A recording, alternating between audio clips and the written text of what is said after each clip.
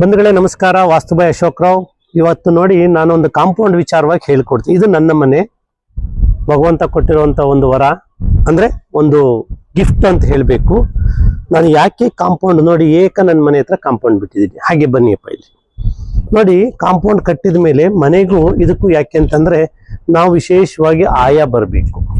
ನಿವೇಶನ ದೊಡ್ಡದಾಗಿದೆ, ಅಷ್ಟು ನಿವೇಶನಕ್ಕೂ ನಾವು ಮನೆ ಕಟ್ಟೋದಲ್ಲ, ಇಲ್ಲಿ ಆಯ ಬರಬೇಕು. ಉತ್ತಮವಾದಂಥ ಆಯಕ್ಕೋಸ್ಕರ ನಾನು ನನ್ನ ಮನೆ ಕಾಂಪೌಂಡ್ ಕಟ್ಟೋ ಉದ್ದೇಶ ಇಷ್ಟಿತ್ತು. ಇದು ನೋಡಿ ಪಕ್ಕದವ್ರದ್ದು ನಿವೇಶನ. ಈ ನಿವೇಶನದಲ್ಲಿ ಅವರು ಸಹ ಈ ವಿಷಯದಲ್ಲಿ ಸಂಪು ತೆಗಿತಾರೆ.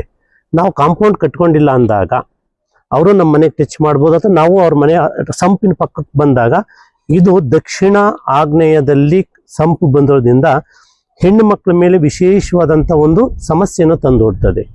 ರೋಗ ರುಜಿನ ಇರ್ಬೋದು, ಆರ್ಥಿಕ ಪರಿಸ್ಥಿತಿ ಇರ್ಬೋದು, ಆಯ್ತಾ, ಇನ್ನು ಅನೇಕ ರೀತಿಯಲ್ಲಿ ಸಮಸ್ಯೆ. ಹಾಗಾಗಿ ನಾನೇನ್ ಮಾಡ್ತೀನಿ ಅಂದ್ರೆ ಕಾಂಪೌಂಡ್ ಹಾಕೊಳ್ಳಿ ನಿಮ್ಮ ಮನೆಗೆ.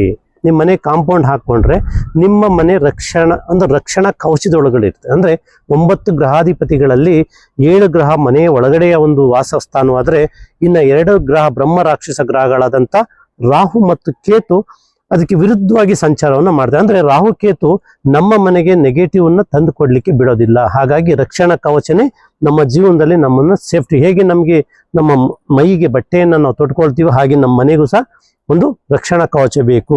ಹಾಗಾಗಿ ನೀವು ಮನೆ ಕಟ್ಟೋರು ಯಾರಾದ್ರೂ ಅಷ್ಟೇ ಕಾಂಪೌಂಡ್ ಬಿಡಿ, ಅಥವಾ ಒಂದ್ ವೇಳೆ ಬಿಟ್ಟಿಲ್ವಾ ನಿಮ್ಮ ಮನೆ ಅವ್ರ ಮನೆಗೆ ಟಚ್ ಮಾಡಬೇಡಿ. ನಿಮ್ಮ ಮನೆಗೆ ಅಟ್ಲೀಸ್ಟ್ 1 ಅಡಿ ಅಂತರ ಬಿಟ್ಕೊಂಡು ದಕ್ಷಿಣದಲ್ಲಿ ಕಡಿಮೆ ಜಾಗ, ಉತ್ತರದಲ್ಲಿ ಜಾಸ್ತಿ ಜಾಗ ಬಿಟ್ಟಿದ್ದೀನಿ. ಹಾಗೆ ನಾನು ಹಿಂದಿನ ಸಂಚಿಕೆಯಲ್ಲಿ ನಾನು ಪಶ್ಚಿಮದಲ್ಲೂ ತೋರಿಸ್ತೀನಿ. ಹಾಗೆ ನೋಡಿ ವಿಶಾಲವಾದಂತ ಒಂದು ಇದು ಬಿಟ್ಕೊಂಡಿದ್ದೀವಿ. ನೆಕ್ಸ್ಟ್ ನೋಡಿ, ಇದು ದಕ್ಷಿಣ ಆಗ್ನೇಯದ ರೋಡ್ ಕುತ್ತು. ಈ ದಕ್ಷಿಣ ಆಗ್ನೇಯದ ರೋಡ್ ಕುತ್ತು ತುಂಬಾ ಒಳ್ಳೆಯದು. ಹಾಗೆ ಈ ಮನೆಗೆ ಬಂದು ಪೂರ್ವ ಈಶಾನ್ಯದ ರೋಡ್ ಕುತ್ತಿದೆ. ಅಂದ್ರೆ ಪೂರ್ವ ಈಶಾನ್ಯಕ್ಕೆ ವಿಶೇಷವಾದಂತ ಒಂದು ಸ್ಥಳಾವಕಾಶ ಇದೆ. ಇಂಥ ನಿವೇಶನಗಳು ಆರಿಸ್ಕೊಳ್ಬಹುದು, ತುಂಬಾ ಒಳ್ಳೆಯ ನಿವೇಶನ.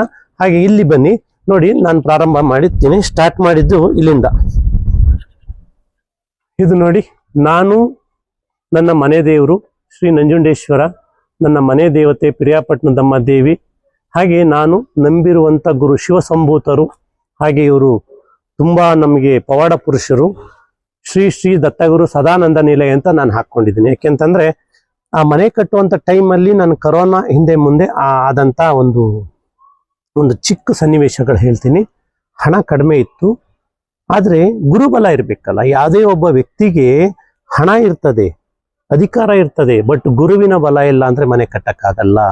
ಯಾಕೆ ಅಂತಂದ್ರೆ ಶನಿ ಗುರು ಇಬ್ರು ನಮಗೆ ವರವನ್ನು ಕೊಡ್ತಾರೆ. ಹಾಗೆ ನಾನು ಈ ಗುರುವಿನ ಪಾದವನ್ನು ಹಿಡಿದುಕೊಂಡ ಮೇಲೆ ಅವ್ರ ಕನಸಿನಲ್ಲಿ ಬಂದು ಹೇಳಿದ್ರು, ನಿನ್ನ ಮನೆ ಎಲ್ಲೂ ನಿಲ್ಲಲ್ಲ, ನಡೆದು ಹೋಗುತ್ತೆ, ನಾನು ಇದೀನಿ ಅಂತ ಬ್ಲೆಸ್ಸಿಂಗ್ ಮಾಡೋದು. ಅಂದ್ರೆ ನನ್ನ ವಾಸ್ತುಗುರುಗಳು ಏನ್ ಹೇಳಿದ್ರು ಅದೇ ಮಾತನ್ನು ಅವರು ಸಹ ಹೇಳಿದ್ರು. ನನ್ನ ವಾಸ್ತುಗುರುಗಳು ಒಂದು ಮಾತು ಹೇಳಿದ್ರು, ನಿಮ್ಮ ಮನೆ ನಾನು ಕೊಟ್ಟಿರುವಂತ ಆಯದಲ್ಲಿ, ನಾವು ಮಾಡಿರುವಂತ ವಾಸ್ತುವಿನಲ್ಲಿ ಯಾವುದೇ ಲೋಪದೋಷಗಳಿಲ್ಲ, ನೀವು ಮನೆ ಪ್ರಾರಂಭ ಮಾಡಿ, ನಿಮ್ಗೆ ಹಣ ಎಲ್ಲಿಂದಲೂ ಬರ್ತದೆ ಅಂತ ಹೇಳಿದ್ರು.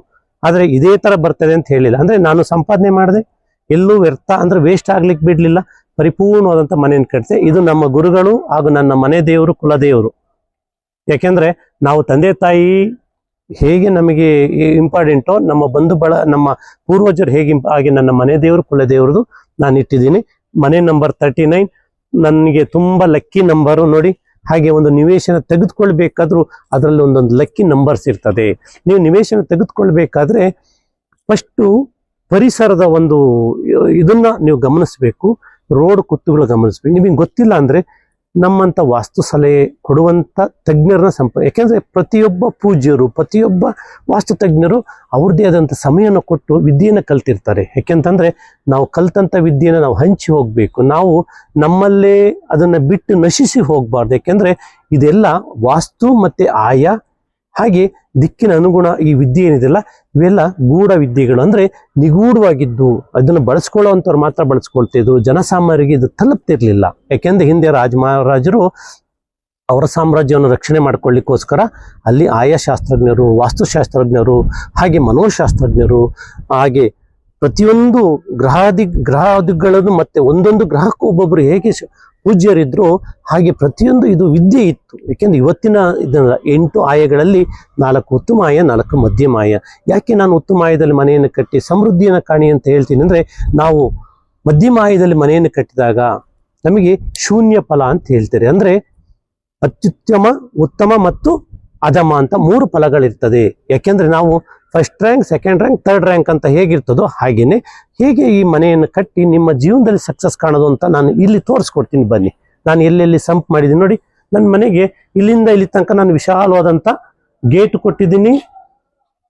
ಹಾಗೆ ಈಶಾನ್ಯದಲ್ಲಿ ಕೊಟ್ಟಿದ್ದೀನಿ. ನಾನು ಅಲ್ಲೂ ಸಹ ಓಡಾಡ್ಬೋದು, ಆದ್ರೆ ಅದನ್ನು ನಾವು ಯಾವತ್ತೂ ಜಾಸ್ತಿ ಓಪನ್ ಮಾಡಲ್ಲ. ಹಾಗಾಗಿ ಇದು ವಿಶಾಲವಾದಂತ ಒಂದು ರೋಡು. ನನ್ನ ಮನೆಯ ಇನ್ನೊಂದು ವಿಚಾರ ಹೇಳ್ತೀನಿ. ಪಕ್ಕದಲ್ಲೇ ಒಂದು ಮೋರಿ ಹೋಗಿದೆ. ಅಂದ್ರೆ ಮೋರಿ ಉತ್ತರದಲ್ಲಿ ಮೋರಿ ಹರಿದು ಯಾವ ಕಡೆಗೆ ಬೇಕಾದ್ರೂ ಒಳ್ಳೇದು. ಕೆಲವ್ರು ಏನ್ ಮಾಡ್ತಾರೆ, ಪಕ್ಕದಲ್ಲಿ ತಗೊಳ್ಬಾರ್ದು ಅಂತ ಇರ್ತಾರೆ. ಅದು ಅವ್ರವ್ರ ಮನಸ್ಥಿತಿ, ತೊಂದರೆ ಇಲ್ಲ. ಈಗ ನೋಡಿ, ಎಂಟ್ರೆನ್ಸ್ ಇಲ್ಲಿ ಬಂತು. ಇಲ್ಲಿ ಈಶಾನ್ಯದಲ್ಲಿ ಸಂಪ್ ಕೊಟ್ಟಿದ್ದೀನಿ ನೋಡಿ. ಇದು ಈಶಾನ್ಯ. ಇಲ್ಲಿ ಪ್ರಾರಂಭ ಆದಂತ ಸಂಪು ನನ್ನ ಮನೆಯ ಆಚೆಗೂ ಹೋಗಿಲ್ಲ, ಮತ್ತೆ ಈ ಗೋಡೆ, ಈ ರೇಖೆ ಏನಿದೆಯಲ್ಲ ಇದನ್ನ ದಾಟಿ ಸಹ ಆ ಕಡೆ ಹೋಗಿಲ್ಲ. ಯಾಕೆಂತಂದ್ರೆ ಈ ಸಂಪ್ ಇಲ್ಲಿವರೆಗೂ ಬಂದಿದೆ. ಎಲ್ಲಿ ಕೊಟ್ಟೆ ನಾನು? ಪರ್ಫೆಕ್ಟ್ ಆಗಿ ನಾನು ಪೂರ್ವದಲ್ಲಿ ನಾನು ಸಂಪನ್ನ ಕೊಟ್ಟಿದ್ದೀನಿ. ಮನೆಯ ಮೆಟ್ಲನ್ನ ಆಗ್ನೇಯದಲ್ಲಿ ಕೊಟ್ಟಿದ್ದೀನಿ ನೋಡಿ. ಮನೆಯ ಮೆಟ್ಲು ಆಗ್ನೇಯದಲ್ಲಿದೆ. ನಮ್ಮ ಸಿಲಿಂಡ್ರು ಅಥವಾ ನಮ್ಮ ಮೀಟರ್ ಬೋರ್ಡ್ ಏನಿದೆ ಆಗ್ನೇಯದಲ್ಲಿ ಕೊಡ್ಬೋದು. ಯಾಕೆಂದ್ರೆ ಇವತ್ತು ಎಲ್ಲರೂ ಕೊಡ್ತೀರಿ, ಕೊಡಲ್ಲ ಅಂತಲ್ಲ. ಹಾಗೆ ಇನ್ನೊಂದು ವಿಶೇಷ ಸಂಚಿಕೆ ಹೇಳ್ತೀನಿ ನೋಡಿ. ಇದು ನನ್ನ ಬಾಡಿಗೆ ಮನೆ, ನಾವು ಬಾಡಿಗೆ ಕೊಟ್ಟಿದ್ದೀವಿ. ಈ ಬಾಡಿಗೆ ಮನೆ ವಿಚಾರ ಇಷ್ಟೇ.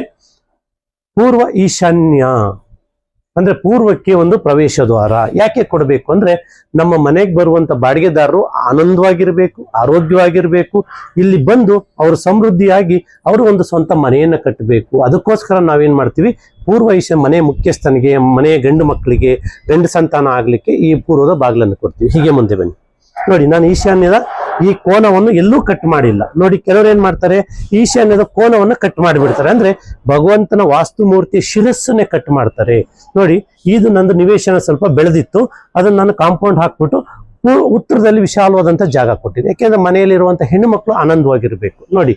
ಇನ್ನೊಂದು ಪ್ರವೇಶ ದ್ವಾರ ಉತ್ತರದಲ್ಲಿ ಕೊಟ್ಟಿದ್ದೀನಿ. ಯಾಕೆಂದ್ರೆ ಪೂರ್ವ ಈಶಾನ್ಯ ಮತ್ತೆ ಉತ್ತರ ಈಶಾನ್ಯ ಇದೆರಡೂ ಸಹ ಗಂಡು ಹೆಣ್ಣು ಮತ್ತೆ ಗಂಡು ಸಂತಾನ ಮೇಲೆ ವಿಶೇಷವಾದಂತ ಪ್ರಭಾವವನ್ನು ಬೀರ್ತದೆ. ಈ ಮನೆಗೆ ಬಂದವರು ಆರ್ಥಿಕವಾಗಿ ಚೆನ್ನಾಗಾಗ್ಬೇಕು, ಆರೋಗ್ಯವಾಗಿರ್ಬೇಕು, ಸಮೃದ್ಧಿಯನ್ನು ಹೊಂದಿ ಸ್ವಂತ ಮನೆ ಕಟ್ಕೊಂಡು ಮುಂದಕ್ಕೆ ಹೋಗ್ಬೇಕು.